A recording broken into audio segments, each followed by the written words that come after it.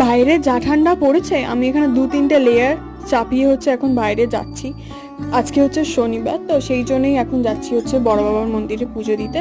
Basically শনিবারটা আমি যাওয়ার চেষ্টা করি সাধারণত, কারণ আমার যেতে খুব ভালো লাগে। আর ওখানে তো অনেকক্ষণই বসেছিলাম, কারণ ওটা আমার বাবার জেঠুর বাড়ি, সো সেখানে অনেক রিলেটিভস আছে, তাদের সাথে জেঠিমা পিসিমা তাদের সাথে গল্প আর কি করছিলাম। তো বসে বসে এখন যাচ্ছি আমি হচ্ছে ফুচকা খেতে। বাট ফুচকা দোকানে গিয়ে দাঁড়িয়েছে, আমাকে ফুচকা দিয়ে দিচ্ছে, আমি একটা যে ভিডিও নেব সেটাও করতে পারিনি।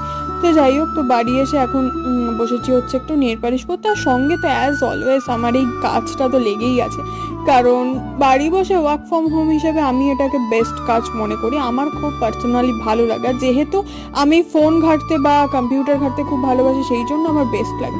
তো তারপরে খেয়েছিলাম লুচি আর আলুর তরকারি, পরে আবার এখানে হচ্ছে কফি বানাচ্ছিলাম, আর মা এদিকে বানাচ্ছে হচ্ছে ডাল।